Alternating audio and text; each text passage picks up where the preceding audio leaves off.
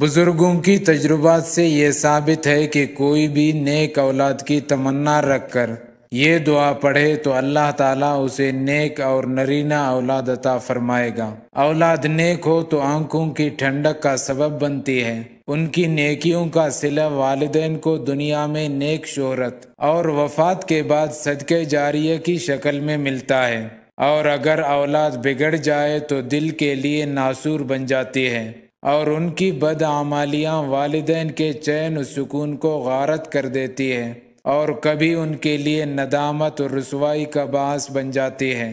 یہاں تک کہ قرآن کریم میں ایسے بچے کے لیے سفارش کرنے سے بھی منع کرتے ہوئے حضرت نوح علیہ السلام کو اللہ تعالیٰ نے فرمایا، اے نوح وہ تیرے گھر والوں میں سے نہیں ہے۔ اس لیے اللہ تعالیٰ نے ایسی اولاد کو دشمن قرار دیتے ہوئے ان سے چوکنا رہنے کی ہدایت کی ہے۔ چنانچہ فرمان باری تعالیٰ ہے، اے ایمان والو، تمہاری بیویوں اور تمہاری اولاد میں سے بعض تمہارے دشمن ہیں، ان سے چوکنا رہو۔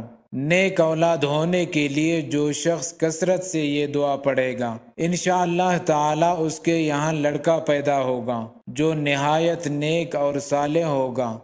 اس کے پڑھنے کی ترکیب یہ ہے کہ ہر نماز کے بعد اول 11 بار درود شریف پڑھے۔ ویسے بھی وضو بے وضو، چلتے پھرتے، کام کرتے ہوئے اس دعا کا ورد رکھے اور برابر پڑھتا رہے، انشاءاللہ تعالی جلد ہی لڑکا پیدا ہوگا۔ درود شریف یہ ہے، اللہم صلی علی محمد وعلی آل محمد کما صلیت علی ابراہیم وعلی آل ابراہیم انک حمید مجید، اللہم بارک علی محمد وعلی آل محمد کما بارکت علی ابراہیم وعلی آل ابراہیم انک حمید مجید۔ یہ دعا حضرت زکریا علیہ السلام پیغمبر کی ہے۔ اس دعا کی برکت سے اللہ تعالیٰ نے ان کو حضرت یحییٰ علیہ السلام جیسا عظیم نیک فطرت پیغمبر بیٹا عطا فرمایا۔ وہ دعا یہ ہے، رب ہب لی من لدنک ذریۃ طیبہ انک سمیع الدعاء۔